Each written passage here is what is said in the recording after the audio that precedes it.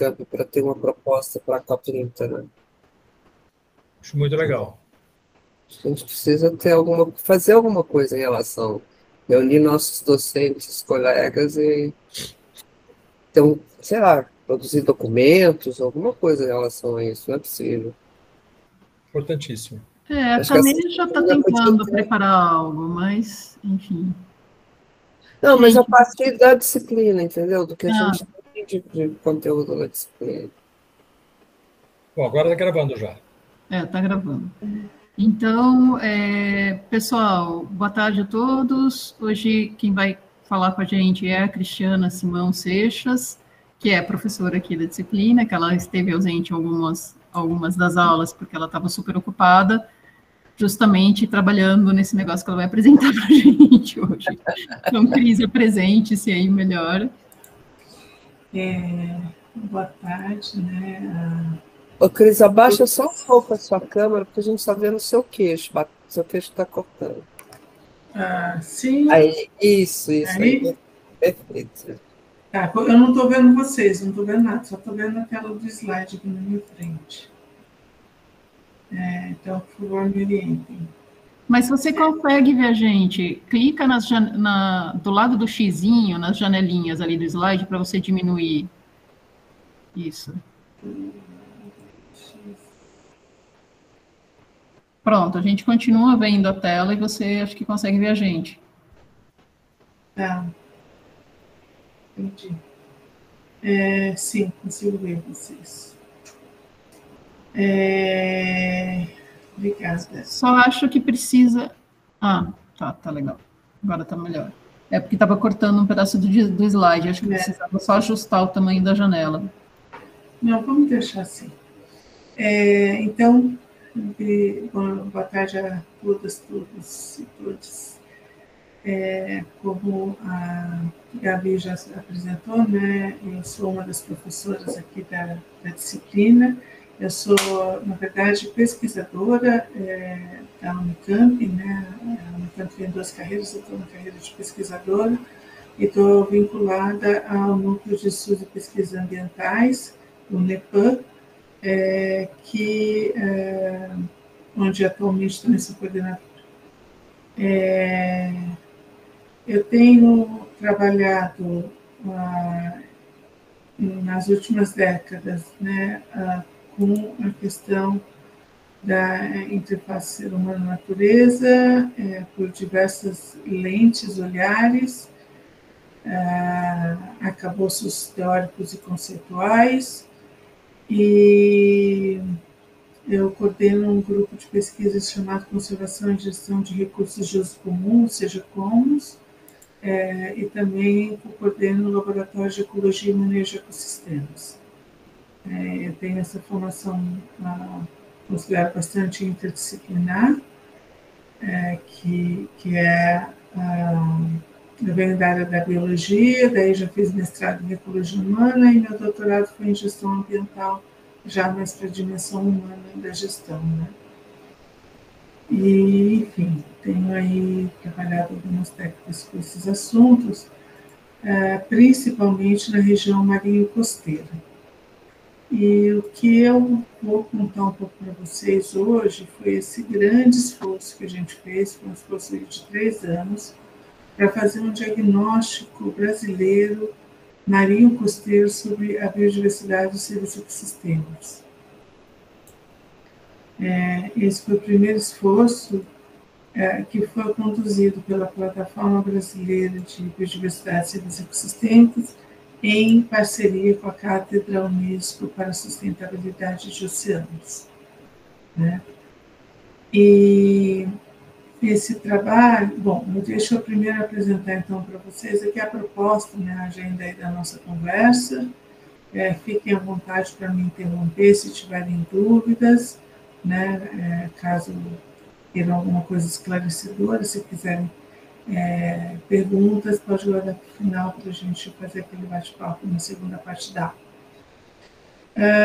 Então, vou falar um pouquinho da Plataforma Brasileira de Biodiversidade e Serviços Ecossistêmicos, da Cátedra Unesco para a Sustentabilidade do Oceano, o processo de elaboração do diagnóstico, E vou apresentar para vocês o sumário para tomador de decisão, né? As mensagens-chave aí que a gente tentou elaborar a partir de todo o esforço de síntese do conhecimento das informações compiladas.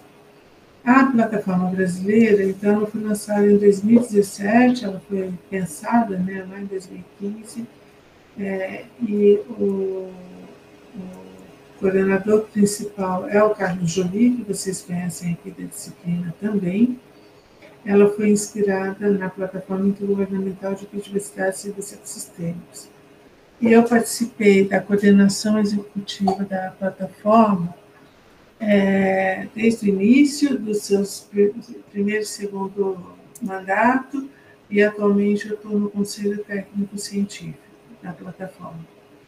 E a nossa missão então, é produzir sínteses do melhor conhecimento disponível pela ciência acadêmica e saberes tradicionais sobre biodiversidade, serviços ecossistêmicos e a sua relação com o bem-estar humano, né, além de promover o diálogo com os diversos setores da sociedade. Ou seja, nosso objetivo último é informar tomadores de decisão para a gente reverter aí, tentar colocar os freios, como eu gosto de dizer, nessa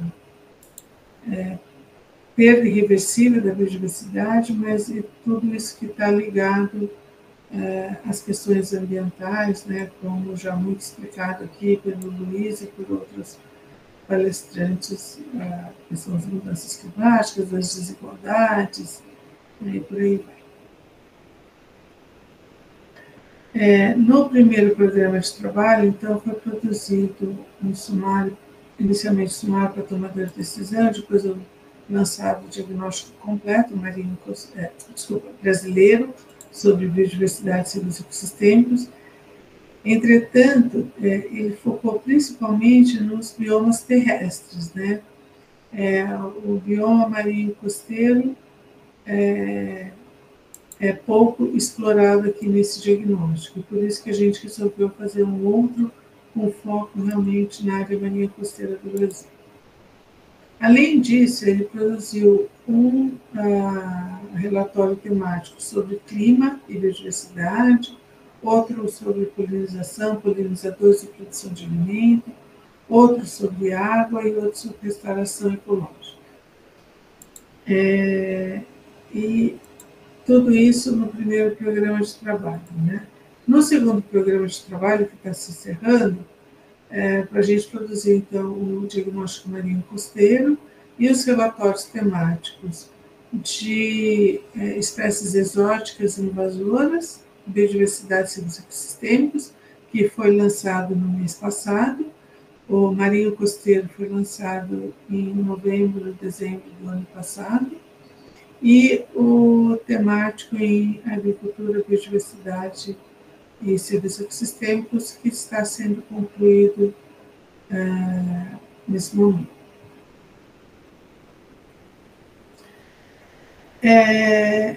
A Cátedra Unesco para a Sustentabilidade do Oceano, ela é hospedada pela USP, né, pelo IEA, Instituto de Estudos Avançados da USP, e o Instituto Oceanográfico, coordenada pelo colega Alexander Turra, né, e ela visa, né, entender, conectar e transformar, né, é o mote dela, os 17 Objetivos do Desenvolvimento Sustentável, né, tendo o oceano como pano de fundo para tudo isso, né.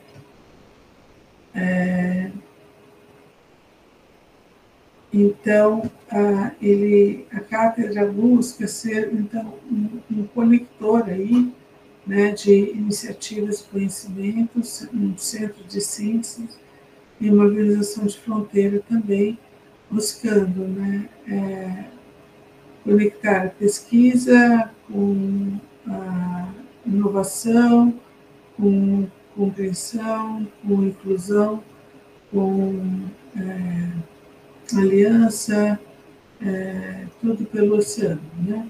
o foco é o oceano. O diagnóstico marinho, que é propriamente o que eu vou falar para vocês hoje, visa fornecer uma avaliação rigorosa e sensível à escala de degradação da zona marinha costeira, avaliar o estado dos vetores de mudança da biodiversidade e serviços ecossistêmicos a partir dos vários sistemas de conhecimento. Então, aqui não é só o conhecimento científico que a gente considera, mas também o conhecimento técnico e o conhecimento de povos indígenas, os conhecimentos, né, de povos indígenas e populações tradicionais. A gente teve por objetivo também analisar cenários para a área marinha costeira e que sirvam de base para a construção de opções políticas, né, de elaboração de novos regulamentos, de novas oportunidades para trilhar aí um desenvolvimento mais sustentável do oceano. Então, também visou fornecer opções para remediação, mitigação e recuperação das áreas marinhas degradadas, costeiras degradadas, e fornecer aos tomadores de decisão, né, favorecer, uma tomada de decisão informada, né?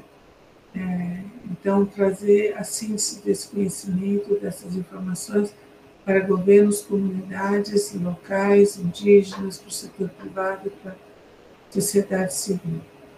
E, como os colegas aqui já me ouviram falar algumas vezes, é importante a gente entender que o tomador de decisão somos todos nós, inclusive, né?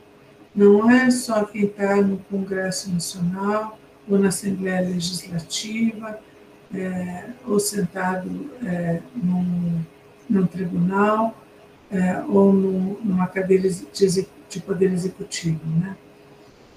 Todos nós somos tomadores de decisão e as escolhas que a gente faz nos nossos dias a dia, para onde a gente vai, o que a gente compra, o que a gente consome, como a gente vai, tudo isso interfere, né, o lixo que a gente produz, tudo isso interfere no bem-estar do planeta e no bem-estar humano, né? Então, a gente precisa conscientizar que todos nós somos corresponsáveis pelas crises ambientais e socioambientais que vivemos hoje, né? A gente precisa trazer para nós esse sentimento de que somos parte do problema, inclusive a academia, que vem de uma ciência bastante disciplinar, né, e apenas nas últimas décadas se tornando uma ciência, produzindo uma ciência interdisciplinar, mas a ciência das partes dentro da academia também é responsável por essas crises, né, que a gente enfrenta hoje. As Nações Unidas, né, a área ambiental das Nações Unidas tem chamado isso de policrise ambiental, né, a tríplice crise ambiental, que é a da perda da biodiversidade, das mudanças climáticas e da poluição, mas a gente sabe que tem muitas mais crises aí que fazem parte desse mesmo paradigma, né, resultado desse mesmo paradigma em que operamos até hoje, né, dentro de uma lógica consumista, sem trazer para nós a corresponsabilidade desses problemas ambientais e socioambientais que vivemos. Hoje, a Gabriela comentou que eu estive ausente nas últimas semanas, porque eu estava organizando uma escola de ciência avançada em transdisciplinaridade para mudanças transformadoras, né? O que significa isso, né? A gente tem trabalhado na interdisciplinaridade já faz algumas 2, 3 décadas aí que temos tentado avançar, mas a transdisciplinaridade, no modo que a gente a entende, ela diz respeito a fazer ciência em diálogo com a sociedade. Então, é a sociedade pautando quais são as demandas dos problemas que precisam ser resolvidos, e inclusive contribuindo muitas vezes com o conhecimento que eles têm, né, os não acadêmicos, para o avanço da ciência e para a busca de solução para os problemas que eles enfrentam. Nesse contexto de transdisciplinaridade, né, que a gente tem tentado fomentar, então, o que a gente chama de mudanças transformadoras, que é uma mudança, como eu digo, uma mudança sistêmica, né, na forma da gente se relacionar, né, com o ambiente natural e na forma da gente se relacionar entre nós no ambiente natural, no ambiente nos ecossistemas, né? Natural que eu digo, pensando mais nos ecossistemas, né? Mesmo dentro de ecossistemas urbanos, né? A gente tem aí muita provisão de serviços ecossistêmicos, que eu vou contar um pouco mais para vocês disso, mas o que eu estou querendo trazer é que a gente precisa, né, pensar um pouco fora da caixinha e sair da nossa zona de conforto para fazer uma ciência que seja capaz, né, de não só fazer mais do mesmo, mas realmente quebrar os próprios paradigmas em que a ciência opera, né, para conseguir lidar com as crises socioambientais que a gente vive. Enfim, voltando aqui, eu estava falando que eu estive ausente porque eu estive envolvida na elaboração dessa Escola São Paulo de Ciência Avançada, que é uma escola financiada pela FAPESP, onde a gente conseguiu trazer 80 participantes de 30 países para pensar um pouco fora da caixinha e sair da zona de conforto para criar essa ciência mais inovadora, desafiadora, né? E aqui no diagnóstico marinho costeiro, que eu vou contar mais para vocês agora, a gente também tentou inovar um pouco dentro dessa transdisciplinaridade, né? A gente trabalhou ao longo de 3 anos, foram 56 especialistas acadêmicos e governamentais, de todas as regiões do Brasil, tentando fazer balanço de gênero. Tivemos o envolvimento de 12 jovens pesquisadores, são pós-doutores, geralmente, né, recém-doutores, que nos auxiliaram nessa empreitada. E também tivemos, né, a gente inovou bastante ao criar um processo de inclusão dos conhecimentos dos povos indígenas e populações tradicionais. Tivemos 26 representantes desses povos e populações, que ao longo de um processo conseguimos codocumentar, né, os conhecimentos deles em um único capítulo, a partir das narrativas deles apenas, né? Então, a gente tem cientistas, né, e técnicos trabalhando na elaboração de capítulos mais técnicos científicos e também de um capítulo só com conhecimentos de populações tradicionais.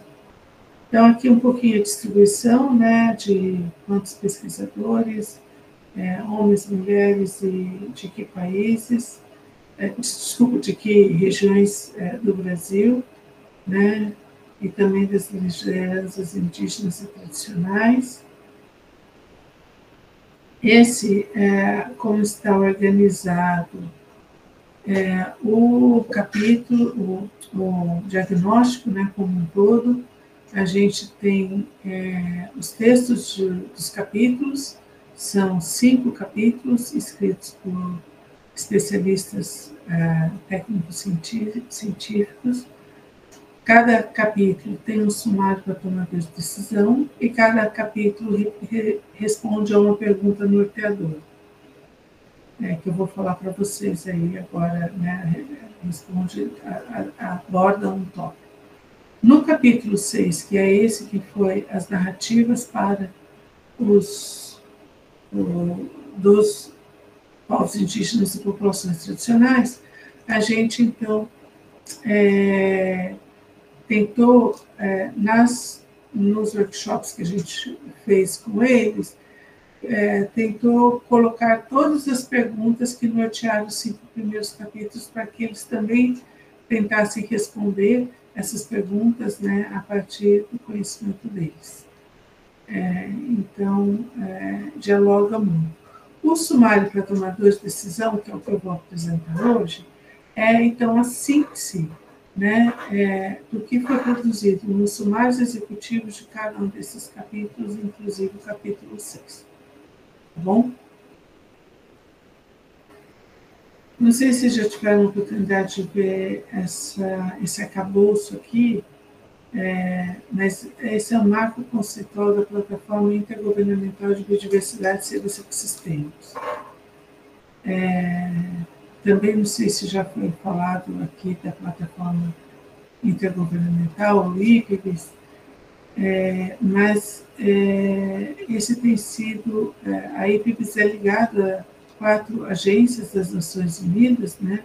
A FAO, a Unesco, o PNUD e a UNEP, que agora é ONU Ambiente, né?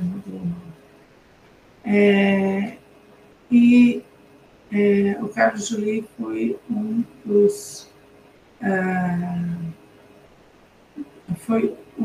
dos primeiros co-chairs, significa coordenadores aí, do painel multidisciplinar de especialistas dessa plataforma, que criou, então, esse marco conceitual para que fosse a base dos diagnósticos feitos pela plataforma para informar tomadores de decisão. Esse quadro, esse marco conceitual, então, tem aqui escrito em 3 linguagens, em preto, a linguagem do tomador de decisão em geral, em azul, a linguagem representativa, ou, tipo assim, um exemplo, né, de linguagem de povos indígenas e populações tradicionais, e em verde a linguagem acadêmica, né? Ai, meu Deus.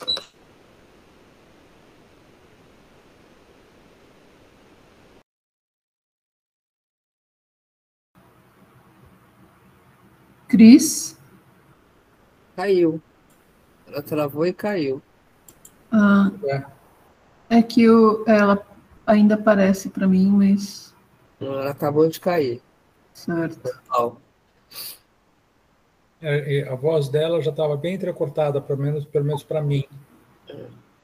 Não, até que estava dando para ouvir aqui. Estava com um pouco de ruído de fundo, mas dava para ouvir bem. Será que ela notou que ela caiu? Deixa eu me acontecer uma vez, eu fiquei Vou falando avisar 10 minutos. Você vai avisar? Então. É melhor avisar, Sim. né?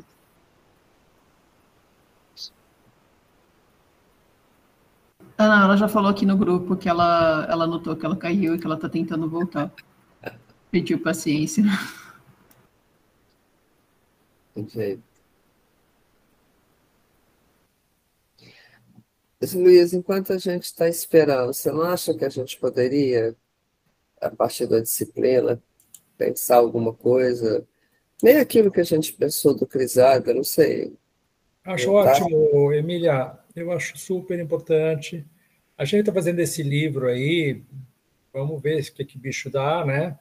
Convidamos aí pessoas para escrever a respeito e tal. Mas isso é muito pouco, isso é um livro apenas, não quer dizer praticamente nada perto daquilo que a gente poderia fazer, certo? Então, sim, total Você apoio. acha, hein, Gabriela, da Olha, gente a alguma Gabriela tem coisa? certeza que vai achar ótimo também. É, é, vocês dizem produzir alguma coisa para a COP, Para COP, sim. mas o Porque, que exatamente? Porque, olha, assim, entendo que a Unicamp vai se fazer presente, né? Todo mundo vai se fazer presente na COP, né? Mas a gente sim, a Cameja tem uma comissão, quer dizer, não sei se uma comissão inteira da Cameja que vai, mas a presidente da Cameja foi na COP passada, ela deverá ir na próxima. Eu acho que o Luiz Carlos, que vai falar na É a próxima. Leila, Gabriela? Não, é a Sônia. Olha, Sônia. calma. É. Peraí. O Luiz Carlos também foi dentro de outro, não sei se dentro do projeto do de campo sustentável, o quê, mas ele foi que é o quem vai falar na próxima aula aqui, né? Que é o professor É, da acho PEC, que que ele coordena. vai por conta da questão da energia, né? É, Você estava imaginando de ter alguma coisa, porque tem gente que está nem sabendo direito o que está acontecendo, né? Acho que, sei lá, gente, movimentar a universidade daqui até a COP é mais que Cristiana fundamental. voltou, gente. Gente, mil desculpas. Meu computador Faz está parte. pedindo arrego e com cabo. Deixa eu tentar abrir aqui minha apresentação de novo, então um minutinho. Até que parte vocês ouviram? A gente estava no seu quadro do conceitual. IPBS conceitual. Você tinha acabado de dizer que o significado das três coisas. Tá. E aproveitando, até aqui a gente não falou do IPBS, porque você perguntou se você não sabia se a gente já tinha falado. Nessa edição ainda não foi falado, não. Tá. Peraí, que eu tô A chegando. menina, esqueci o nome dela, que veio falar das plantas exóticas, só apresentou o relatório de plantas exóticas. Tá, A Andréia Junqueira. peraí. André, é isso. Peraí, que agora que eu posso conseguir aqui.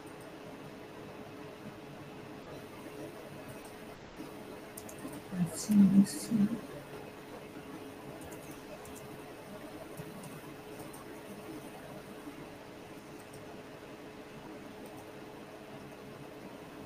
Vamos ver.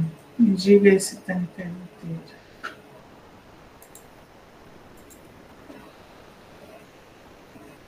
Chegou? Ainda não. Está entrando. Agora entrou. Isso. Sim, beleza, voltamos lá. Então, como eu estava falando, né, são as três cores, exemplos, né? E ele pauta, então, os diagnósticos da plataforma intergovernamental, o IPBES, ou IPBS, que a gente fala às vezes em português, né?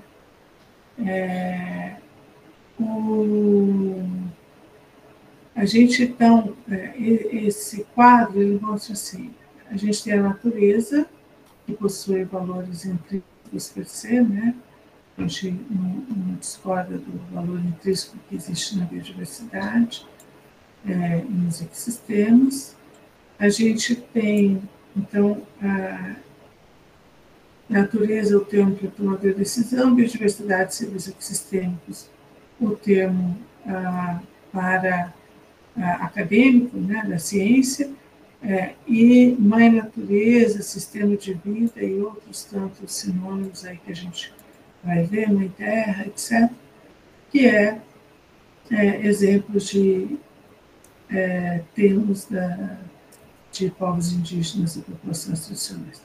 A natureza, então, ela provê o que a gente chama de bens e serviços ecossistêmicos, ou atualmente a gente chama de contribuição da natureza para as pessoas, né, que podem ser tanto positivas como negativas, e são principalmente positivas, mas tem uns Aedes aegypti aí, por exemplo, que mostra que pode ser negativo, né? Um coronavírus que mostra que pode ser negativo também. Essas contribuições da natureza, então, elas afetam a qualidade de vida, o bem-estar humano. Tá? As instituições, a governança, as tecnologias, a cultura, etc., elas afetam tanto a possibilidade, né, de fornecer, da natureza fornecer as contribuições para o bem-estar humano, quanto também elas afetam os vetores diretos de mudança dessa natureza, dessa biodiversidade, desses ecossistemas. Então, os vetores diretos, aqui a gente chama de vetores indiretos, aqui a gente chama de vetores diretos. Vocês estão vendo meu mouse, gente? Sim. Tá. Obrigada. E esses vetores diretos, eles podem ser naturais, como um terremoto, por exemplo, como de origem antropogênica da ação humana, né, resultante da ação humana. Então, conversão de hábitats, exploração de recursos, as mudanças climáticas, a poluição, introdução de espécies exóticas invasoras e por aí vai. Além disso, a gente também existe os ativos, isso tudo afeta a natureza, né?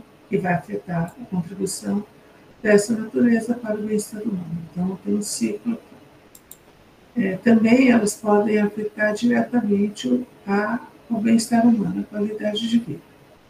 E também temos aqui os ativos antropogênicos, que são as construções, ativos construídos humanos, ativos financeiros, ativos sociais, e eles interferem tanto nos vetores diretos, como eles também mediam a capacidade dos seres humanos absorver as contribuições que a natureza pode lhes oferecer. E existe o processo de retroalimentação aqui, que a qualidade de vida também afeta os ativos antropogênicos. A plataforma intergovernamental, então, ela trabalha, né, do nível nacional ao global. Então, ela já está no seu terceiro programa de trabalho, né? No primeiro programa de trabalho, então, teve a elaboração de um diagnóstico sobre polinização, polinizadores e alimentos, demonstrando quanto que a biodiversidade é importante economicamente para a produção de alimentos no mundo todo, né? Mas não só economicamente. Foram realizados 4 diagnósticos regionais, e em anos passados aqui eu falei sobre o diagnóstico regional das Américas, né, do Alasca à Patagônia, que eu fui uma das coordenadoras, né, fazendo a síntese do conhecimento sobre todos os ecossistemas, todos os dados socioeconômicos, culturais que a gente tinha dessa região, relacionados à produção de serviços ecossistêmicos, né, oriundos da biodiversidade existente. Além das Américas, a gente também foi feito um diagnóstico da África, um da Europa e Ásia Ocidental, e outro da Ásia, Sudeste Asiático e Oceania. Então, foram 4 diagnósticos regionais. E também foi lançado o diagnóstico global. E os diagnósticos regionais, então, foram negociados e aprovados na plenária do IPBES em 2018. É importante vocês entenderem que, por ser uma plataforma intergovernamental, nós, especialistas, estamos a serviço das demandas postas por esses governos, por esses Estados-membros da plataforma. Hoje são, acho que, 140, mais de 140 Estados-membros, né, países que fazem parte da plataforma intergovernamental, e são eles que negociam e definem qual é a agenda dessa plataforma, né?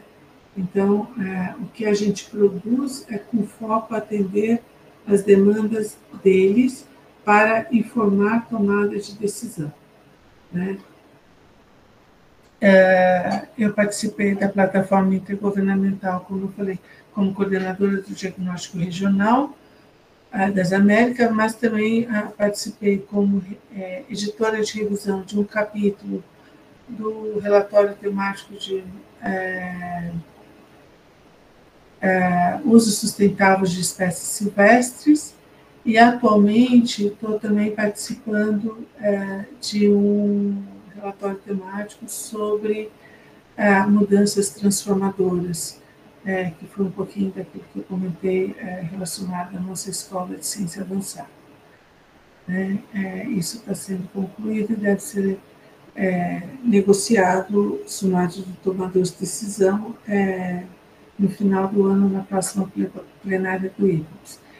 Então, cada sumário para tomador de decisão precisa ser negociado palavra por palavra, né? Tem que ser acordado os termos que estavam. A ciência traz o conteúdo, mas a forma precisa ser ajustada para os tomadores de decisão, e existem negociações entre esses vários Estados-membros aí, e a gente está lá para tentar trazer o melhor conhecimento e informar para o sumário que reflita, né, o diagnóstico como um todo, o relatório como um todo, né, os achados dos relatórios. Aqui, na plataforma brasileira, onde a gente trabalha do nível nacional ao local, a gente não precisa passar por esse processo de aprovação do sumário. Entretanto, a gente tem feito diálogos com os diversos setores da sociedade para, tanto no delineamento dos diagnósticos, para ver se o que a gente está propondo está em acordo com as demandas deles, quanto também, ao elaborar o sumário para tomadores de decisão, a gente passa, né, tem um processo aí que cada coordenador está liderando de uma forma diferente, mas todos, assim, com vista à consulta à sociedade como um todo sobre o conteúdo do sumário para tomador de decisão, antes da gente publicar e fazer o lançamento final. Tá? Depois posso contar mais sobre isso, se tiver interesse.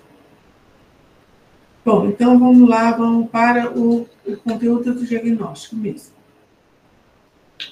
A gente teve 5 capítulos, o primeiro feitos por especialistas da ciência do governo. O primeiro é sobre contribuições à conservação da biodiversidade e dos ecossistêmicos para a zona marinha costeira do Brasil. O segundo é o histórico de mudanças e o estado atual da biodiversidade. O terceiro, sobre os vetores de mudança da biodiversidade e seus ecossistêmicos. O quarto, quais são possíveis cenários de transformações para a zona costeira marinha. O quinto, sobre oportunidades e opções de governança para conservar e restaurar a biodiversidade e seus ecossistêmicos. E o sexto, como eu tinha falado, que são as contribuições dos povos indígenas e comunidades tradicionais para o nosso diagnóstico. Como eu falei, esse diagnóstico foi coordenado por mim, pelo Alexander Turra, da USP, e pela colega Beatriz Padovani Ferreira, da UFPE de Recife. Ele contou, então, o sumário do diagnóstico brasileiro marinho costeiro, teve a contribuição, além dos 3 coordenadores, dos coordenadores dos capítulos, cada um dos 5 capítulos, além do grupo de jovens pesquisadores apoiando a coordenação executiva do diagnóstico, a coordenação geral. A gente estruturou o sumário para tomadores de decisão, o STD, que a gente chama, entre mensagens-chave e principais resultados, né? E dentro de cada grupo, né, desses daí, então a gente fala do oceano e seu papel para o bem-estar humano, das mudanças ocorridas na zona marinha costeira, suas consequências, e depois falamos da governança da zona marinha costeira e o futuro dos oceanos. Para cada mensagem-chave que a gente apresenta nos resultados, a gente precisa apresentar qual o nível de confiança que a gente tem nas afirmações feitas, né? Porque a gente está fazendo síntese de conhecimento, e a gente sabe que a ciência não é isenta de valores. A gente vai achar bons trabalhos com métodos bastante precisos e rigorosos, indicando uma tendência, por exemplo, numa mudança do estado da biodiversidade de uma determinada localidade, e outros bons trabalhos também com uma metodologia diferente, mas com rigor de ciência, também mostrando uma outra tendência. Então, quando a gente encontra, né, essas discrepâncias, a gente precisa decidir a qualidade do material que a gente tem e a quantidade do material das evidências que a gente tem. Então, a gente tem esse quadro que a gente utiliza, onde a gente tem a quantidade e a qualidade de evidências, mudando de baixo até robusto, e o nível de concordância entre essas evidências, também de baixo até alto, tá? E o nível aqui de certeza que a gente tem de baixo até alto sobre essas evidências. Ou seja, se a gente tem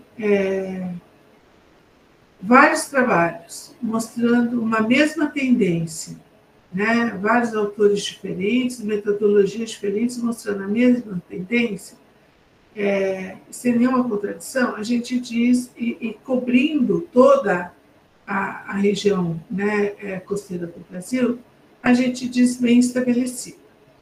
Se a gente tem trabalhos, né, todos concordando aí nas tendências, etc., mas a gente só tem, por exemplo, para o estado de São Paulo e para o Rio Grande do Sul, e a gente não tem nada que fale sobre o Nordeste, sobre, por exemplo, outros estados do Sudeste, como o Rio de Janeiro, Espírito Santo, ou Paraná e Santa Catarina, no Sul. O que a gente diz? A gente faz a afirmação e diz estabelecido, mas incompleto. Tá?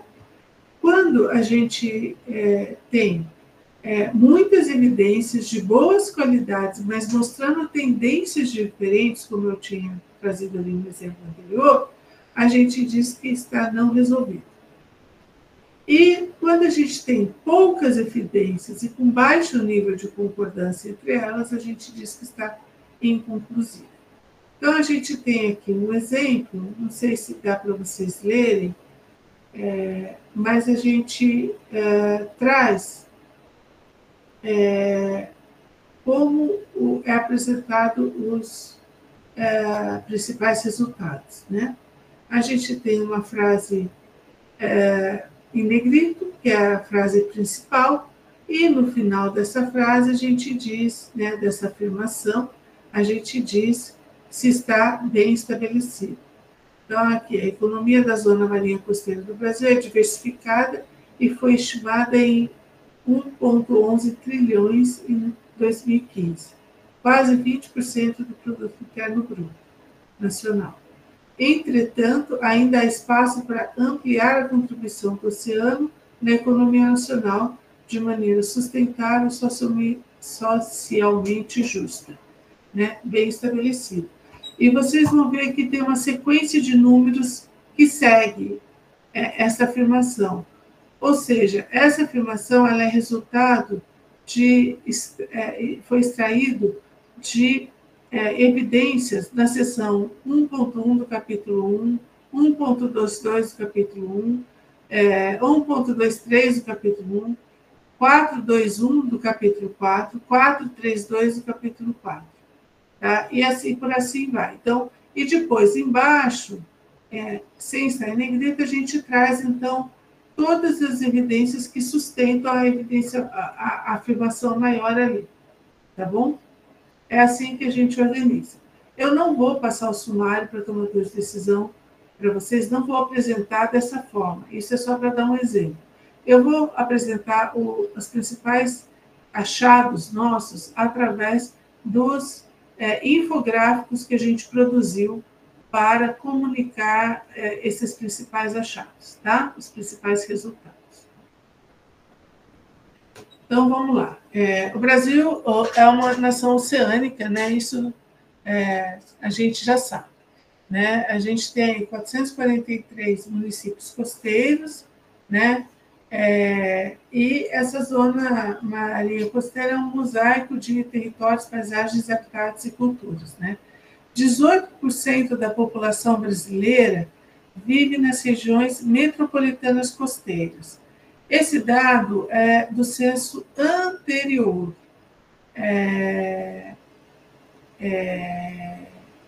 Mas a gente viu que nesse censo aqui não deu. A gente também precisa falar que a gente fez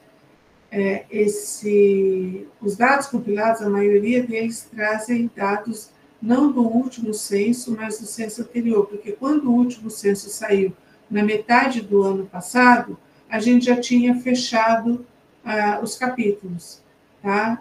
Então, a gente já tinha, não dava mais para voltar e fazer todo o levantamento de informação que já tinha sido feito antes. Então, é maior aí essa parte da população brasileira que vive na zona marinha costeira. A gente tem 13 das 17 capitais dos estados costeiros na área marinha costeira, né? Na linha de costa.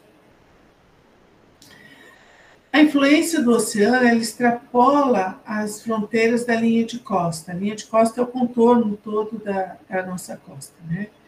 E ela regula diversos processos continentais, tais como as chuvas, né? Então, hoje, se o agro produz tanto e tem uma contribuição X ali no PIB nacional, muito disso é das chuvas que são geradas a partir da evaporação do oceano e que são transportadas essas massas para a área continental, né?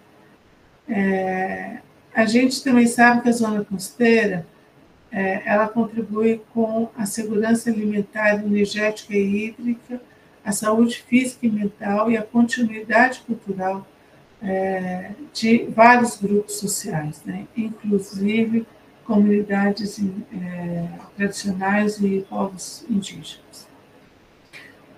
E a gente analisa através, né, dessa categorização da plataforma intergovernamental, o IPBES, que são os benefícios de regulação, os benefícios materiais e os benefícios imateriais. Vou fazer um parêntese aqui, que assim, na ciência, a gente, por mais de 2 décadas, a gente usou o termo serviços ecossistêmicos, né? Para falar, tanto é que o nome das plataformas são plataformas de biodiversidade e serviços ecossistêmicos. Depois, a gente percebeu que esse termo serviço, ele trazia por trás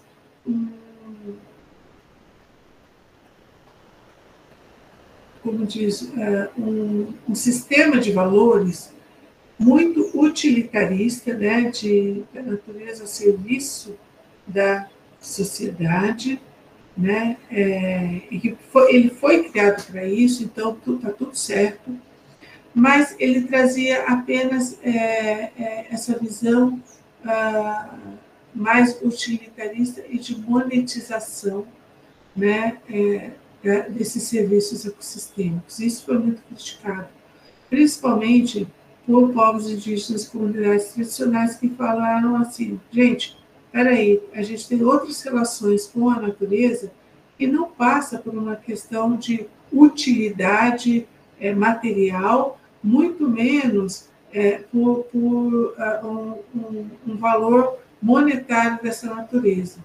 E foram anos e anos e anos de debate para chegar, então, a esse termo, contribuições à natureza para as pessoas. Primeiro se falava de benefícios, né, e depois avançou para se falar de contribuições,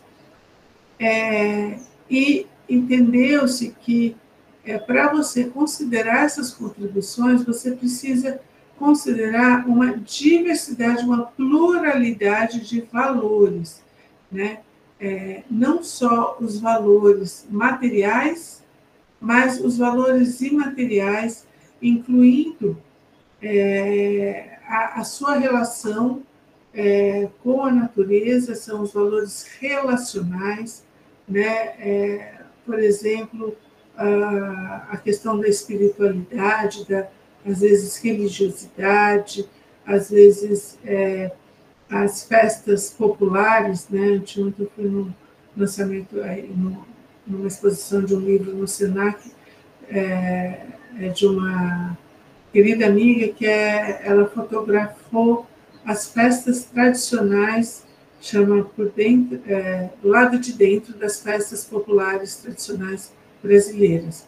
É lindíssimo, riquíssimo, recomendo vocês olharem. Porque é isso, quando as pessoas se colocam em ação coletiva, né, na natureza. Né?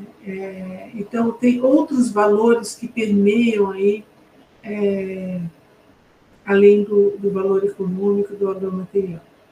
E falando isso para dizer, então, que a gente trabalhou com esse conceito de benefícios de regulação, né? Então, que regula o clima, que regula a área de costa, no sentido também de prevenir desastres, né? De minimizar o impacto de grandes ondas, de tsunamis, etc. Também trabalhamos com o conceito de benefícios materiais, então aí a produção pesqueira, os bioprodutos, os minerais existentes no oceano, né? Hoje está falando demais de mineração oceânica, para além de gás e óleo, enfim, e também dos benefícios imateriais, né? Então a inspiração, o lazer, né? A cultura, são outros benefícios aí materiais que a zona costeira nos provê, né? Quando a gente vai para a praia no final de semana aí, torcendo para tomar um solzinho e curtir o mar, isso é um benefício, é uma contribuição da natureza para o oceano para o nosso bem-estar, tá? Bom, e o oceano é uma Amazônia azul, né? É aquele espaço enorme, né, do tamanho da Amazônia, com mais de 18 mil quilômetros de linha, não, desculpa, de mais de 10 mil quilômetros, parece 8, mas não é 10 mil quilômetros de linha de costa, né, com praias arenosas, costões rochosos, manguezais, além de mais de 40 grandes estuários. A área marinha costeira, chamada Amazônia Azul, equivale a 2/3 da área continental do Brasil, né? E ela representa, como já foi dito, 20%, né? 1/5 do produto interno bruto, né? A diversidade cultural é enorme, né? Tem pelo menos 61 terras indígenas, de 14 povos, 101 territórios quilombolas, inúmeras comunidades tradicionais como extrativistas, caiçaras e pescadores artesanais. São muitas, muitas comunidades que vivem e dentro dessa zona, essas áreas costeiras, e muitas, milhares delas conservam suas tradições e o ambiente natural em que vivem, né, através das suas práticas. É importante trazer isso, né, que são territórios importantíssimos aí, que contribuem para a conservação da biodiversidade e dos serviços ecossistêmicos que todos nós nos beneficiamos, né? Por que todos nós nos beneficiamos? Porque muitas dessas áreas, por exemplo, dessas comunidades, estão em áreas de mangue. E mangue, a gente vai ver já, é berçário da grande maioria das espécies que a gente consome oriundas do oceano, né? Bom, essas áreas, então, como eu falei, tendem a ser mais conservadas, né, de povos indígenas e comunidades tradicionais, mas muitas comunidades carecem de reconhecimento de seus territórios tradicionais, né? E isso tem propiciado a entrada de, tanto por terra, né, como é que a gente fala que não se apropria de terra? De grileiros, né, que se apropriam indevidamente das terras das comunidades tradicionais, como também por água, né, da pesca de média e larga escala, que tem invadido os territórios de pescas artesanais. Muitos desses territórios, né, diria que a grande maioria dos territórios de pescas artesanais, eles se sustentaram ao longo de séculos através de regras que são acordadas e sancionadas localmente. Entretanto, quando vem gente de fora que não convive ali naquela comunidade e não vai pagar o ônus de quebrar as regras, né, isso acaba destruindo, né, esses acordos locais previamente existentes, né, e acaba destruindo toda uma biodiversidade e comprometendo a fonte de alimento, né, dessas populações tradicionais e indígenas. São inúmeros os benefícios da zona marinha costeira. A gente já falou aí da exploração, né, da mineração marinha, mas também da pesca e da aquicultura, né, maricultura.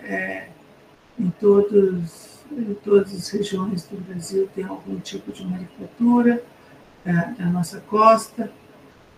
Tem o transporte marítimo, os portos, né, é um serviço que o oceano oferece também, o turismo, esporte e lazer, produção de energia. Cada vez mais está se colocando torres de energia eólica, tanto dentro da água como fora da água, na região costeira. Temos, né, moradias, indústrias e toda uma rede de infraestrutura aí ao longo da zona marinha costeira do Brasil. A economia do mar, então, como eu falei, ela contribui para o bem-estar humano, ela gera, né, 20% do nosso PIB, mas ela é muito diversificada, ela sustenta várias comunidades, como falado anteriormente. A gente entende que esse valor de 20% do PIB é subestimado, porque ele não inclui os benefícios de regulação da natureza, né? Ele não inclui os benefícios da regulação climática, da regulação, da prevenção de desastres naturais, nem os benefícios culturais e sociais mesmo psicológicos, essenciais ao bem-estar humano. E a gente, então, argumenta que ainda há espaço para ampliar a contribuição do oceano na economia, né? Mas é preciso, primeiro, incluir o valor de um ambiente bem conservado e reduzir os impactos à zona marinha costeira. É fundamental isso, de reduzir os impactos. Bom, sobre a produção pesqueira, no Brasil todo, tanto em águas costeiras como interiores, a gente tem pelo menos 1 milhão de pescadores e pescadoras, né? Que gera grande parte do pescado produzido, né? Metade do nosso pescado é produzido pela pesca artesanal, sendo que eles usam apenas 1/8 do combustível da pesca industrial, né?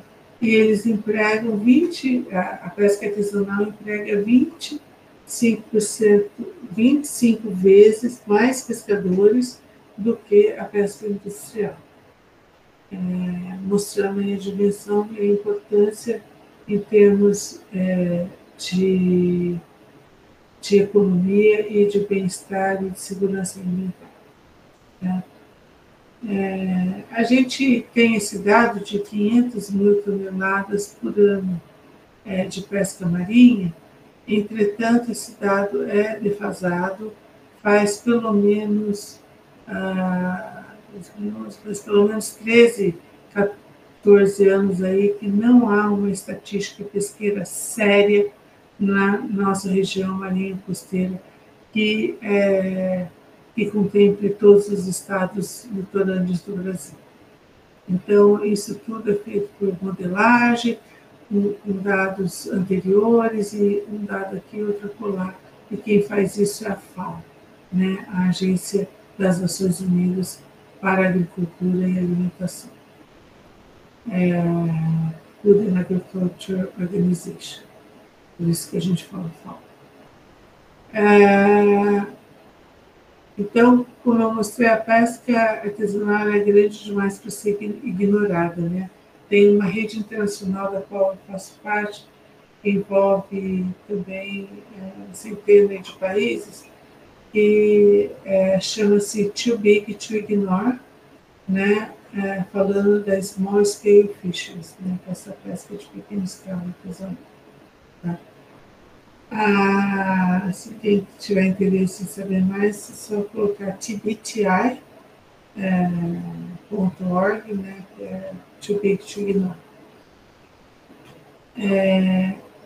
A gente tem, não, .net, eu acho que não é .org, .net. A gente tem também a contribuição da aquicultura marinha e continental para a economia, né, 5,5 bilhões aí de receita, mas aqui eles só contabilizam a receita. Os dados que a gente acessou não falam, por exemplo, do impacto do custo social e ambiental dessa produção aquícola, né? E há muitos custos, tanto sociais quanto ambientais. Por exemplo, a produção de camarão em média escala aqui no Brasil tem devastado grandes áreas de manguezais, né, que são berçários de espécies, inclusive alvo da nossa produção pesqueira, né, espécies alvos da produção pesqueira. Bom, tem que andar, estou olhando aqui o horário, desculpa, Gabriela, vou passar um pouquinho mais rápido aqui. Já falei um pouco da linha de costa, né, da importância para a regulação climática e também para a prevenção de desastres. É importante salientar, por exemplo, que os recifes de corais, né, eles atenuam significativamente a energia das ondas, né? Então, mais uma coisa como a biodiversidade pode contribuir para o bem-estar, né, evitando desastres. Também a questão dos manguezais né, como sequestradores de carbono, né, eles sequestram 50 vezes mais carbono que outros biomas terrestres, né, e eles podem reduzir até 20% os níveis de vulnerabilidade da zona costeira, né. E o Brasil contém aí 8%, 8,5% do estoque de carbono em manguezais do mundo, né. Aqui a gente pode falar também dos principais hábitats, né. A gente tem 3 grandes regiões ecossistêmicas, né, que é a plataforma Norte-Sul, a plataforma Leste do Brasil e a plataforma do Sul do Brasil. E com vários hábitats, que são as praias, as dunas, restingas, manguezais, recifes de coral, costelas rochosas, pradarias, bancos de águas calcárias, os chamados corolitos, pradarias de gramas marinhas, né? A pessoa fala, nossa, isso existe aqui, aqueles calcos. Sim, isso existe aqui no Brasil também, né? Não é só no... Para quem assistiu o filme O Professor Polvo, né? The Octopus Teacher, que viu várias pradarias lá, aqui também temos algumas. E também das florestas de laminares de profundidade e bancos de corais de mar profundo.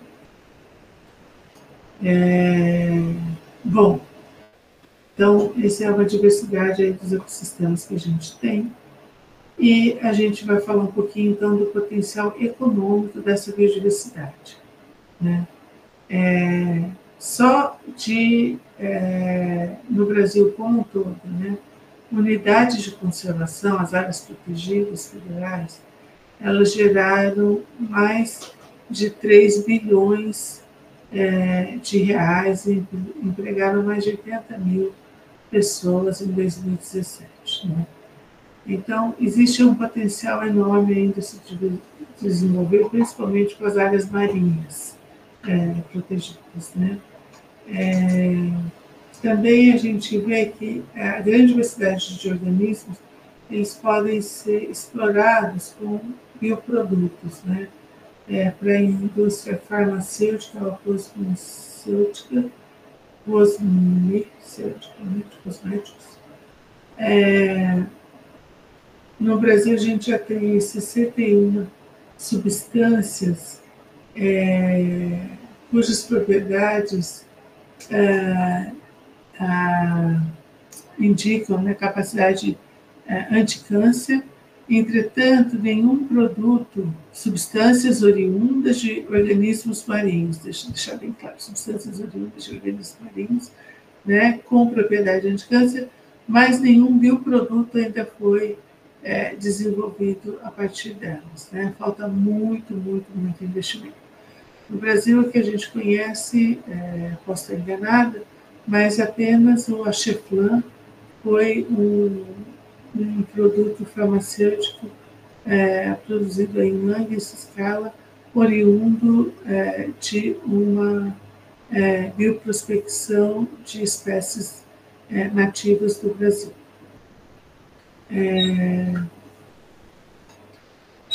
Que é a verbena, né?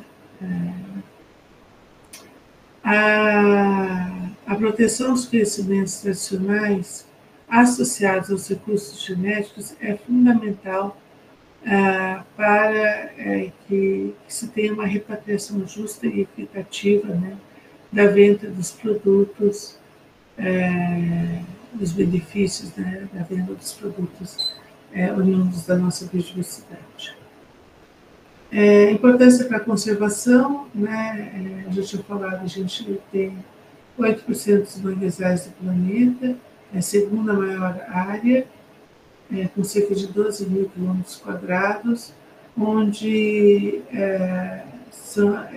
área essa berçário, né, de 118 espécies marinhas que são recursos pesqueiros. Né? Então, os manguezais são importantíssimos serem protegidos, porque é dele que depende os estoques pesqueiros. né, na grande maioria. Também temos aí 70%, né, desses as espécies eles utilizam o manguezal como berçário e apesar de tudo isso, hoje a gente tem 160 espécies da fauna marinha ameaçada de extinção no Brasil, tá? Na nossa zona marinha.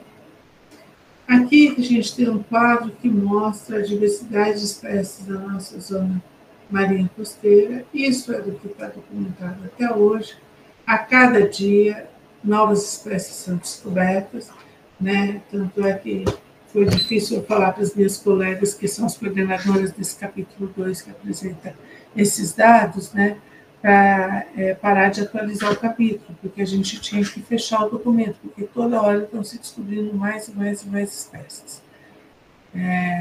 Temos aí os mais familiares, talvez, para vocês, né, são os vertebrados, então temos pelo menos 5 tartarugas, 51 mamíferos, 62 espécies de aves marinhas, aquáticas marinhas também, peixes, mais de 13 mil espécies de peixes, crustáceos, que são o grupo lá dos camarões, mais de 17 mil espécies, moluscos, que são tem mais aí de 13 mil espécies, né, aí incluídos polvos, enfim, corais, tem muitos, milhares e milhares de espécies. Muitas algas também, e atualmente está crescendo demais a questão da aquicultura com alga em área marinha costeira, né, está gerando aí bastante recurso para a nossa economia. Bom, os vetores de mudança. Já falei um pouco na hora que eu apresentei o quadro para vocês da plataforma intergovernamental, né? Mas o que é importante dizer é que tanto os vetores diretos como os indiretos, eles agem de forma sinérgica e cumulativa. Então, é muito difícil a gente falar que é só uma coisa que está afetando e cuidar e tratar daquela coisa. Não, a gente precisa entender que são vários. Em termos de vetores indiretos, a gente tem os processos de governança, as políticas públicas, as dinâmicas econômicas, as dinâmicas populacionais do nosso país, né? Tudo isso afeta como a gente explora o nosso solo, o nosso mar, né? A mudança do uso do solo e do mar.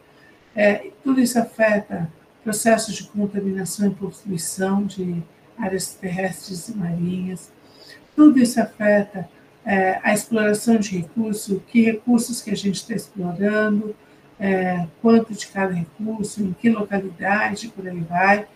Também afeta as espécies exóticas invasoras que a gente traz para dentro do nosso país, e tudo isso também afeta as mudanças climáticas.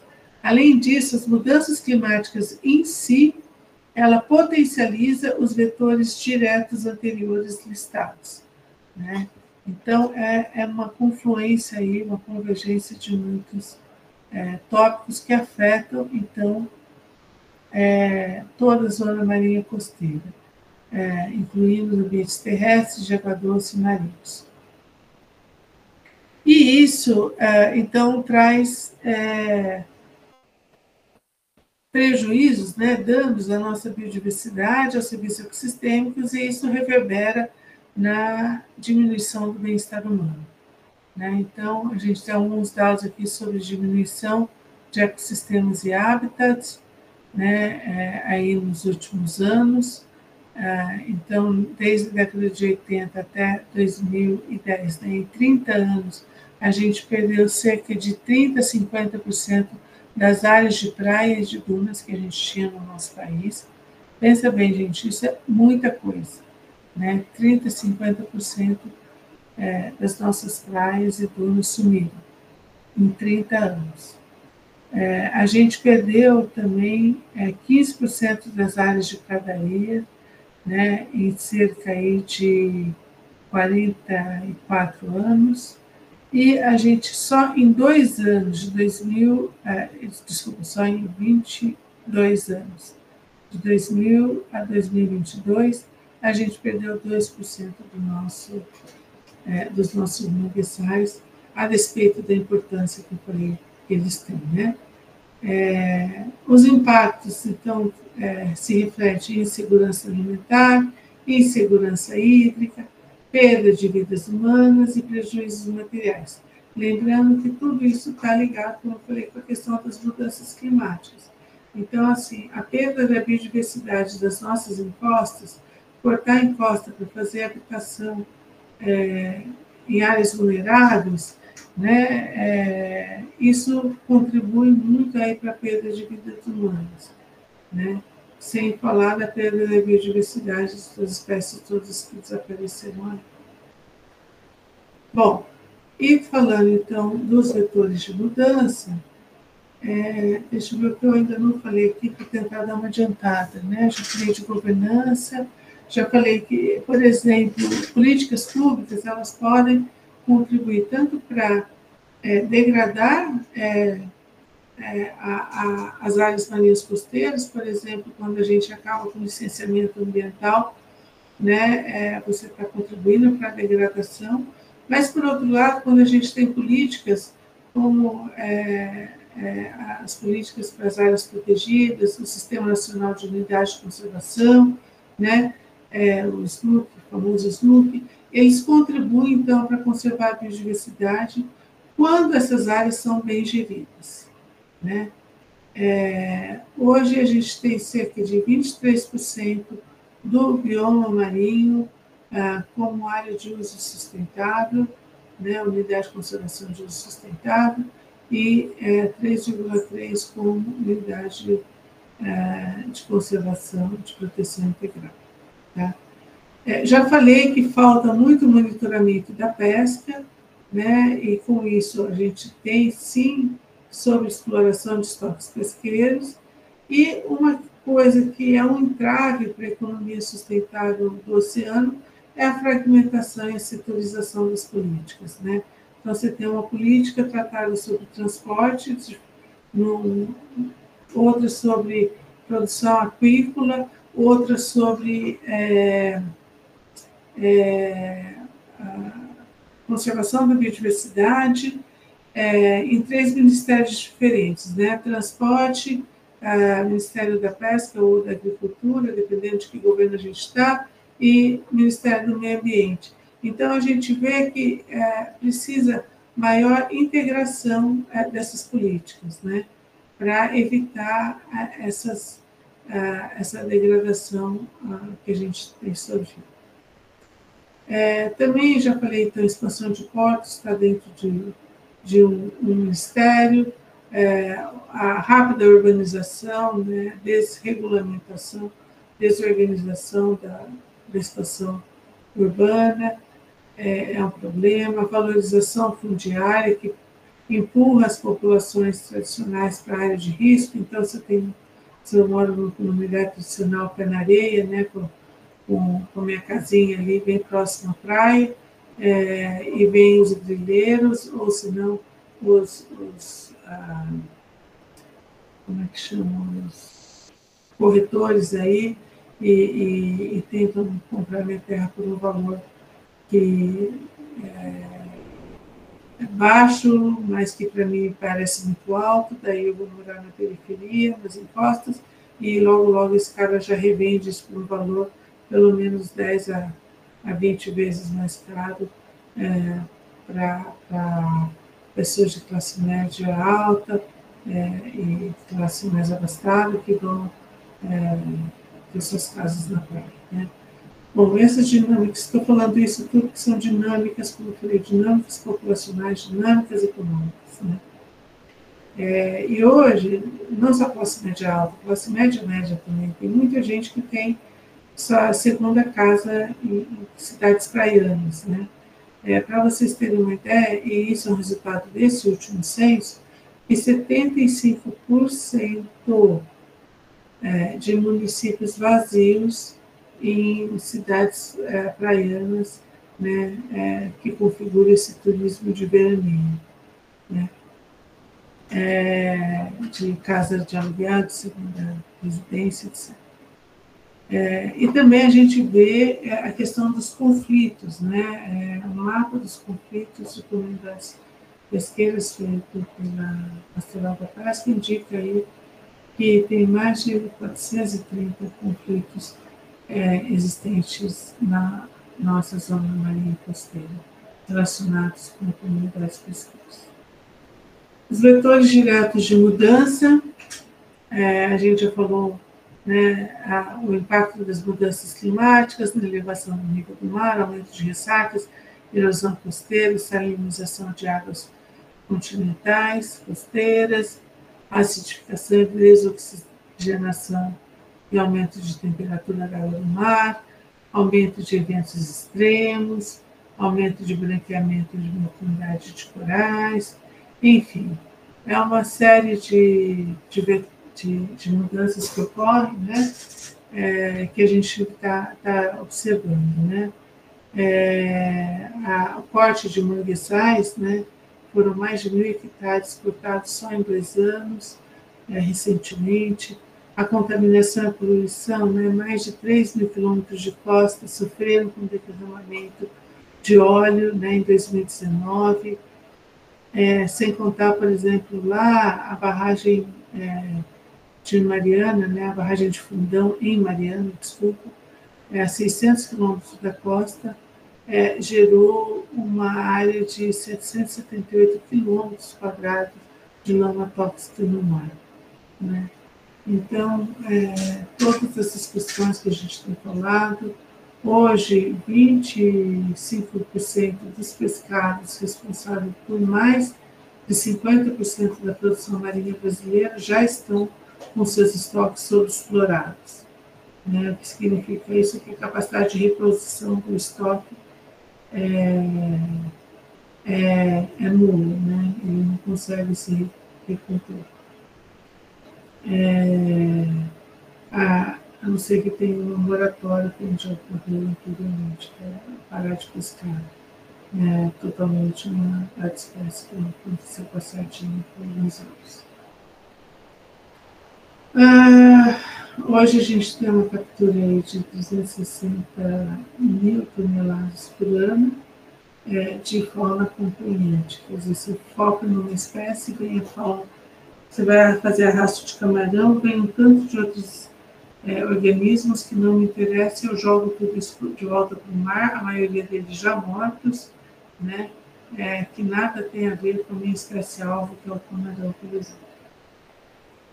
Então, além disso, as espécies exóticas, vou passar só citando peixe-leão e coração, porque a André Junqueira já deu uma aula inteira sobre esse assunto para vocês.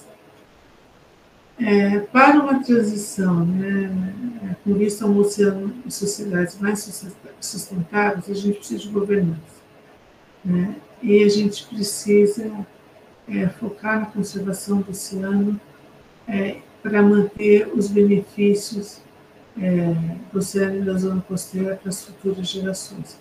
E para isso a gente precisa de políticas coordenadas, multissetoriais, integradas entre níveis e multiescalares, implementadas com eficácia, eficiente e efetividade, monitoradas, avaliadas e adaptadas. Vale chamar a atenção que os nossos dados mostram que as políticas públicas no Brasil, elas quase nunca são monitoradas e avaliadas. Se cria política, implementa, mas não se faz um processo de ver se está dando certo ou não e o que precisa ser ajustado. Tá? Não com critério e rigor, né, com metodologias próprias. E a gente precisa de uma boa governança. E os elementos que contribuem para uma boa governança, né, para a gente conservar o oceano e a zona costeira, as futuras gerações, são envolvimento de múltiplos atores sociais, né, que se faça uma governança participativa e inclusiva, né, de etnia, gênero, de gerações, que se foque em objetivos transparentes e efetivos né? A gente precisa, assim, coisas que não adianta a gente sonhar, porque objetivos que não são palpáveis, né? A gente precisa ter coisas que são capazes de serem atingidas, que sejam adequadas à escala do problema. Então, se eu vou falar de gestão de uma espécie que não se desloca muito, por exemplo, ostra, né? Eu posso fazer uma gestão, uma governança local. Agora, se eu vou falar da tainha, por exemplo, que ela sai lá do Rio Grande do Sul e corre todo o litoral sul e sudeste do Brasil, eu preciso falar de articular com atores sociais para uma gestão regional dos estoques de tainha, por exemplo, né? Então, precisa ser adequada à escala do problema. Precisamos que ela seja adaptativa e flexível aos diversos cenários, né? Então, ser monitorada e adaptada. E precisa ser considerado o uso do melhor conhecimento disponível, que nem sempre é o científico. Tá? A gente precisa reconhecer e validar outras formas de conhecimento, como conhecimento de povos indígenas e populações institucionais. E falando em conhecimento, né, a gente precisa, então, juntar os diversos sistemas de conhecimento para gestão e fomento de políticas públicas, né? E a gente também precisa fomentar a ciência. Então, a gente precisa considerar o funcionamento dos sistemas e a estrutura do sistema socioecológico, ciências das partes, só a biologia, só a ecologia, só a química, só a física, a oceanografia física, a oceanografia química, por exemplo, não é suficiente para lidar com os problemas que a gente enfrenta, né? Então, a gente precisa ter esse pensamento sistêmico e pensar sistemas socioecológicos integrados ao pensar em pesquisa nessa região. A gente precisa monitorar, né, as tendências sociais e ambientais, como já falamos, e precisamos focar também no desenvolvimento de novas tecnologias para que consigamos ser mais eficazes, eficientes e eficazes na exploração dos recursos marinhos costeiros. Também precisamos fomentar, né, a participação desses detentores de conhecimentos institucionais na tomada de decisão. E precisamos de fomentar uma cultura oceânica, né? Cidadãos bem informados e com uma visão crítica. E a gente precisa fazer isso através da educação formal, da educação não formal, do engajamento, do conhecimento e de ações, né? Com foco na transformação da sustentabilidade, com foco numa reorganização sistêmica da nossa economia, das nossas políticas, do nosso ambiente natural e construído. Tá? Sem isso, a gente não vai conseguir colocar os freios aí na perda da biodiversidade e nos efeitos que isso traz para a provisão de serviços ecossistêmicos e para o bem-estar humano da nossa sociedade. Não apenas, como eu disse, a sociedade que vive na zona costeira, mas nós aqui em Campinas somos atingidos dos eventos climáticos, por exemplo, relacionados com a evaporação oceânica, por exemplo. Nós aqui em Campinas somos também afetados pela produção pesqueira, os peixes que chegam aos nossos supermercados, peixes marinhos, que vêm do oceano, né? São várias outras formas, né? Como eu disse, a produção agrícola, né, que sustenta os nossos supermercados, depende das dinâmicas relacionadas, biogeoquímicas relacionadas aí com o oceano. Então, o oceano realmente é importantíssimo para a nossa economia e para o nosso bem-estar, né?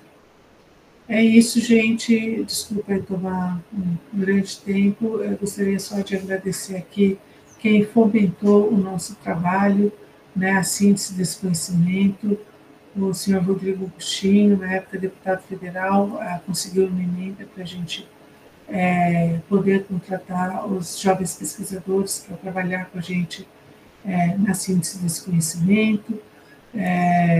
A CECIM, que é a Comissão Interministerial para Recursos do Mar, né, através da sua secretaria, que contribuiu aí com a gente para viabilizar esse recurso, a Universidade Federal de São Paulo, principalmente na pessoa do Dr. Ronaldo Cristofoletti, que também viabilizou esse recurso para a gente, e todos os autores dos capítulos do diagnóstico, os representantes de povos indígenas e comunidades tradicionais, os revisores especialistas aí dos nossos capítulos dos diagnósticos, os revisores do sumário para tomadores de decisão, como eu falei para vocês, uma vez construída a primeira versão desse sumário, a gente expõe, né, e a gente convidou aí mais de 100 atores sociais de vários ministérios, secretarias, ONGs, setor privado, comunidades tradicionais, para revisarem o nosso sumário e ver se está de acordo, né, com as demandas por eles postas lá no começo do processo, e a todos os operadores que nós tivemos para o lançamento e divulgação desse diagnóstico, que eu coloco aqui, né, não vou citar aqui todos, mas, enfim, tivemos vários apoiadores que permitiram que a gente realizasse essa empreitada. É isso aí, muito obrigada, e estamos aí abertos a perguntas. Vou parar de compartilhar. Pessoal, obrigada, Cris. Pessoal, e aí? Vamos fazer algumas perguntas. Liga as câmeras, né? Tá todo mundo dormindo, vamos lá, levantem. Fiquem à vontade para abrir as câmeras e fazer a pergunta, gente. Eu gosto de conversar com as pessoas. Seria legal, né? Se tiverem perguntas. Eu posso começar. Pois não. Na verdade, você falou lá no início da sua apresentação sobre uma questão de o que previne os grandes desastres oceânicos. O que previne o que previne os grandes desastres oceânicos? Aí você está se referindo aos desastres devidos às mudanças climáticas, aos eventos extremos devidos às mudanças climáticas? Era disso que você estava se referindo lá no início? Estava me referindo que a biodiversidade, né, seja ela na zona costeira, né, terrestre, ou dentro do mar, na marinha, ela contribuir para colocar os freios na intensidade dos eventos. Entendeu? Então, assim, os recifes de corais, eles são importantíssimos para... E os manguezais, por exemplo, são importantíssimos para minimizar o impacto, a força das ondas que chegam até a costa. Entendeu? Então, isso chama regulação de desastres naturais. Então, a biodiversidade, ela contribui para a regulação de desastres naturais.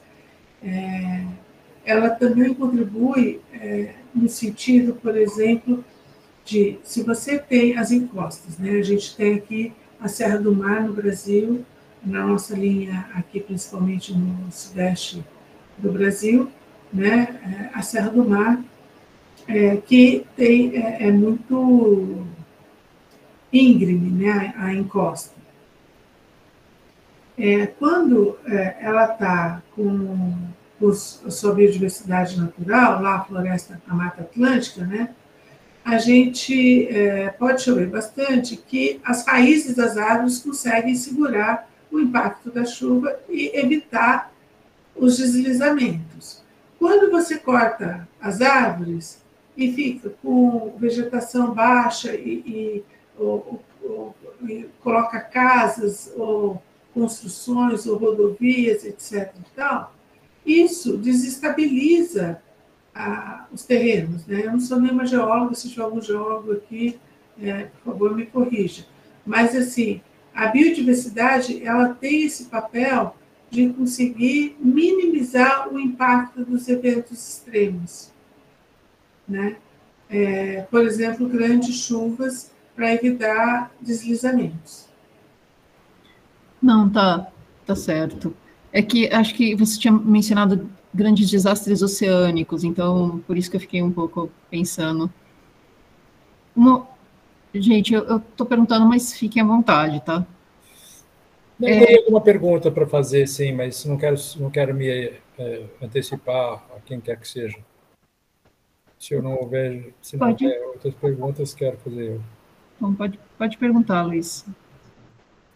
Então, Cristiana, eu tenho visto, obrigado aí pela sua belíssima apresentação, eu tenho visto algumas coisas sobre manguezais, sobretudo voltou um pouco à baila, quando o Rodrigo Agostinho fez aquela declaração explicando o porquê do veto à exploração do petróleo na margem equatorial, e ele diz ali que aquela região tem os maiores manguezais do mundo.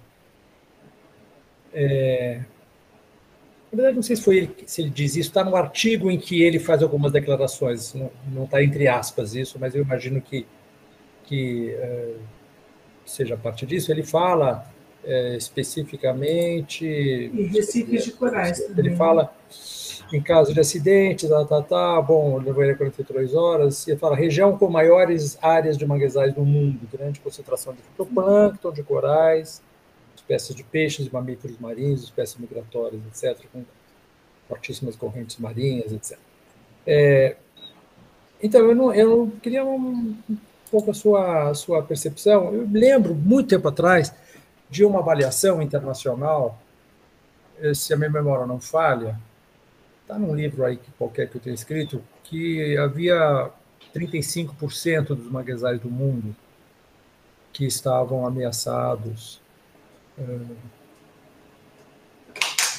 Qual é a situação do Brasil em relação a essa situação? Como é que você vê essa exploração do petróleo em relação aos manguezais?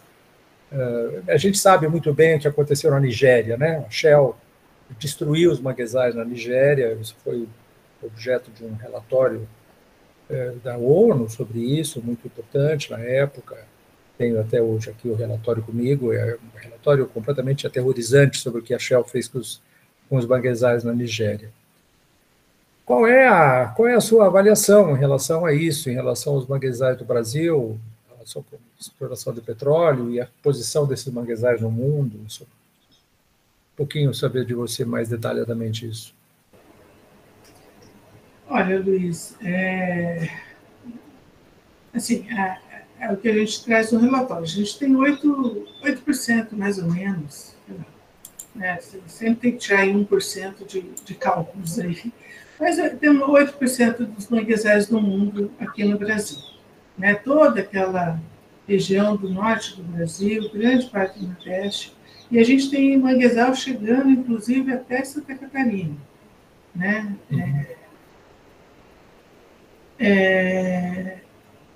E a gente, como eu mostrei, né, a importância dos manguezais para a produção pesqueira é enorme. 70% depende dos nossos estoques, das principais espécies pesqueiras, depende de manguezais para sua reprodução. Né? Usam os manguezais como berçários. Então, o impacto que a gente tem aí, quando tem um vazamento de óleo, vazamento de petróleo, aquilo impacta toda uma cadeia alimentar, né? Que pode chegar, inclusive, na gente, como a gente viu quando teve o vazamento lá no Nordeste, em 2019. Então, assim, conservação de manguezais, ela é fundamental. Como que está o estado dos nossos manguezais no Brasil? A gente já perdeu muito manguezal e perdeu muito para a carcinocultura, que é a produção de camarão. Né? A gente perde manguezal, e quando os manguezais são em áreas mais estreitas, por aterrar, né, áreas, corta o mangue e a terra para construir como que chama? Infraestrutura, né? Pontes, aterros, etc. Isso a gente tem no Brasil todo, né? Prédios, portos, né? Tudo isso, normalmente, grande parte disso é feita em áreas de manguezal. Mas a gente também tem esse código de manguezal para a produção de camarão. E lá atrás eu falei para vocês, como a gente estava falando da gente ser corresponsável, toda vez que você vai no supermercado comprar um camarão, né, olha no saquinho de onde que ele está vindo. Tá? É produto, a aquicultura sustentável, gente, não é uma coisa impossível, mas raramente é feita. A maioria gera muito impacto ambiental. Existe, sim, a aquicultura de pequena escala no sustentável, que tem até, teve há 3 semanas atrás, teve o lançamento, 3, 4 semanas, começo desse mês, teve o lançamento do programa da FAPESP chamado PROASA. É o programa do Atlântico Sul e Antártida, né? Da FAPESP, junto com o Biota, o Bioem, o Mudanças Climáticas, o Políticas Públicas, agora tem esse programa PROASA.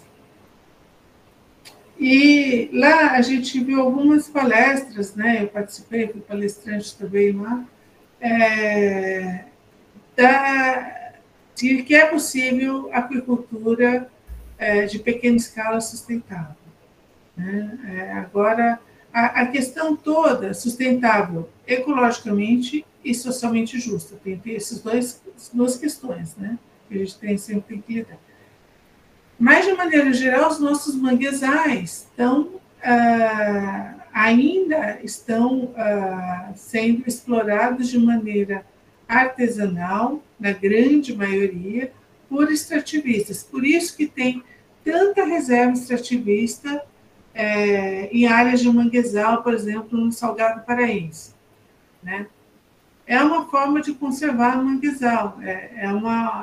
Eu, para mim, né, entendo que, apesar de todos os percalços, tudo continua sendo as unidades de conservação de uso sustentável, continua sendo uma das melhores opções para a conservação no nosso território.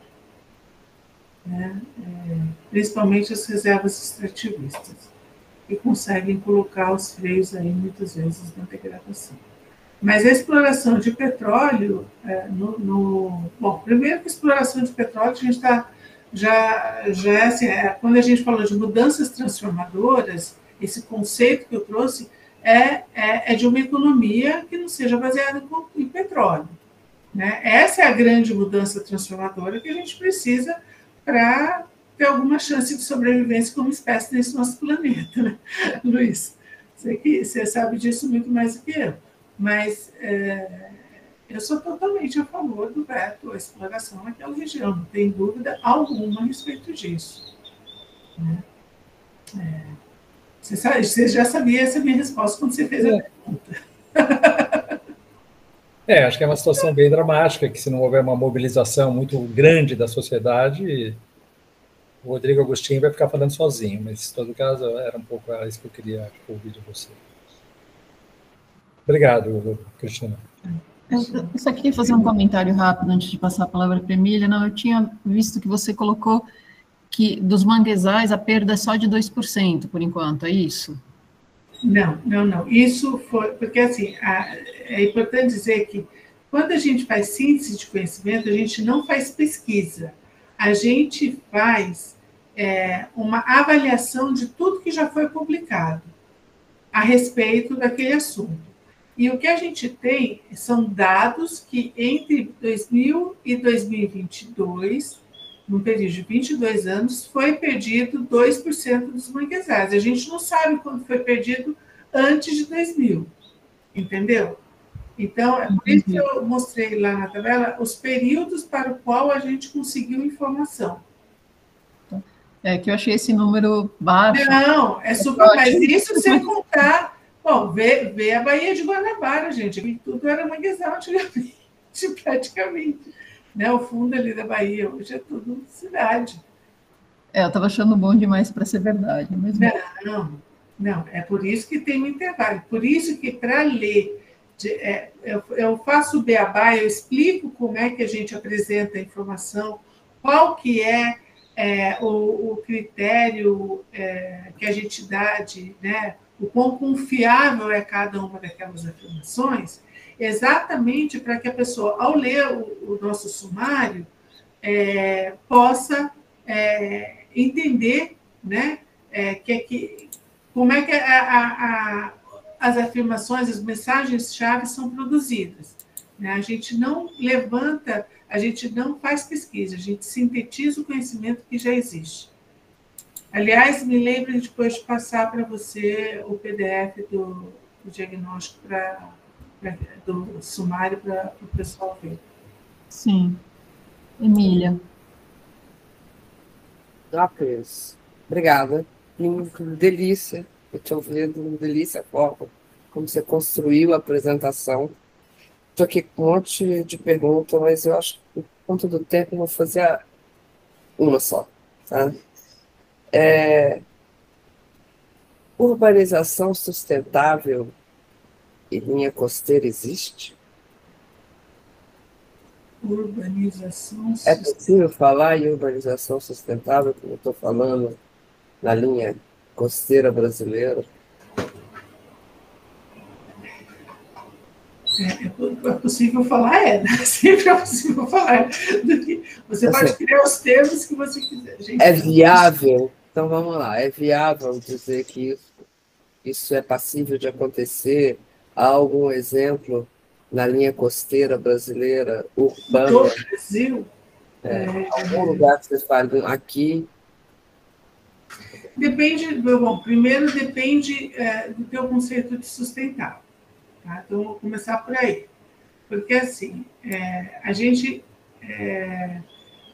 eu falei na apresentação de urbanização desregulamentada, né? Assim, Essa é insustentável. Que, Às assim, vezes regulamentada é insustentável. Não é... Então, a questão é o conceito sustentável, para mim, porque, assim, uma coisa assim, a urbanização, ela existe, tá?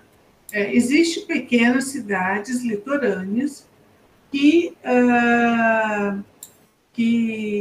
têm até alguma organização, né?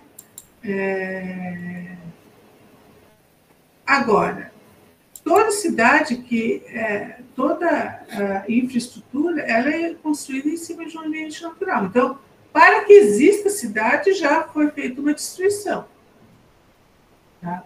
Agora, a cidade ali existente, ela pode operar de forma sustentável ou não? Isso depende das políticas que ela tem de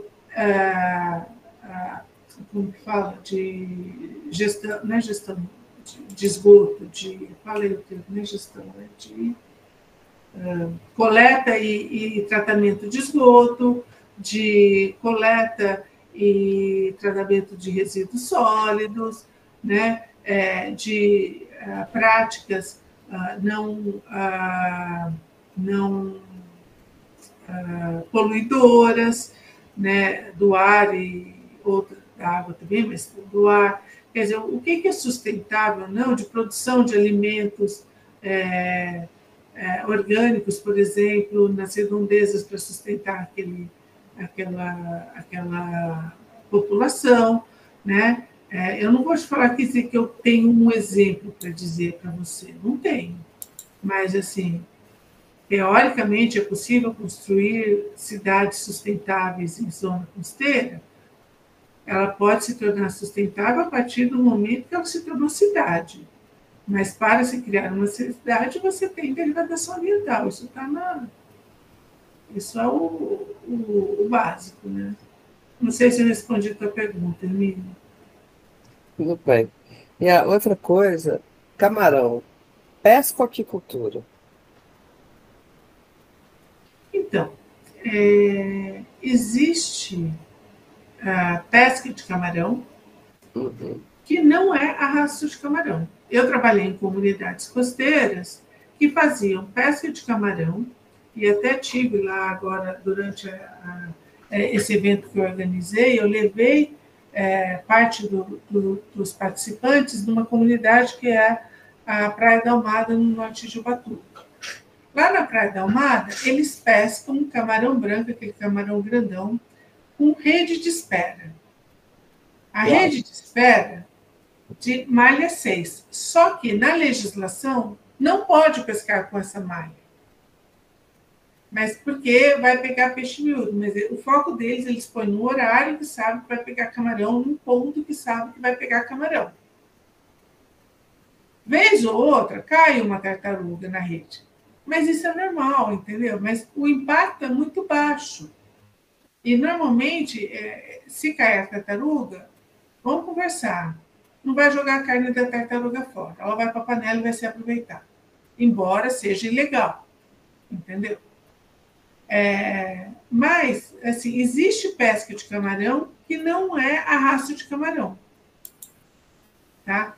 E existe também arrasto de camarão feito com tecnologia de baixo impacto, que não é usada. Tem um colega, o Rodrigo Medeiros, que trabalha com o desenvolvimento junto com os pescadores, a partir do conhecimento dos pescadores de como é que é o fundo. Ele é do Centro de Estudos do Mar, lá da UFPR, né?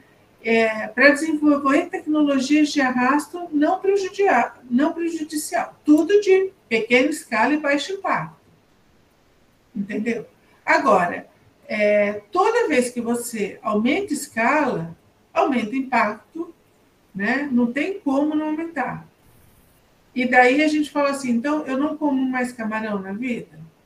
Eu vou passar o final de semana na praia, eu quero comer camarão. O que eu vou fazer?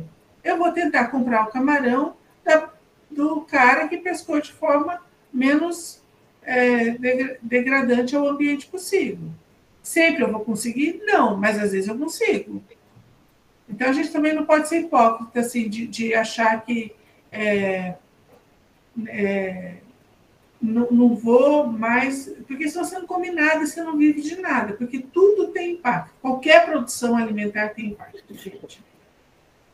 Algum impacto tem. Tem os que têm menos, tem os que têm mais. Mas a gente precisa comer para viver. Você já tem resultado de impacto em relação aos tomadores de decisão sobre o trabalho de vocês? Assim, que tenha, de fato, interferido em algum tipo de política pública, esse tipo de trabalho? Tenha feito a diferença? Assim, esse diagnóstico que eu apresentei para vocês, ainda não, porque também faz 3 meses que a gente lançou, 4, entendeu? Você sabe que para construir uma política pública é uma coisa de anos, né? Não é assim. Uhum. Mas a gente sabe que já teve impacto, por exemplo, com o diagnóstico de polinizadores e polinização, né? Da plataforma brasileira e da plataforma intergovernamental. O Jolie é quem está mais por dentro que ele acompanhou mais de perto esses diagnósticos, esses relatórios, né? Mas sim, já teve impacto. A gente conseguiu lançar esse marinho costeiro dentro da Assembleia Legislativa do Estado de São Paulo, inclusive. E lá tivemos presença de vários gestores, inclusive da Baixada Santista, tomadores de decisão que quiseram continuar a conversa com a gente para tentar adaptar legislações em nível municipal, sim, mas que pode gerar impactos aí, né? Enfim, tivemos o apoio, né, para a Frente Parlamentar Ambiental lá dentro da Assembleia, então, assim, reverberou, a gente sabe que reverberou, mas fatos concretos a partir desse diagnóstico recém-lançado ainda não temos.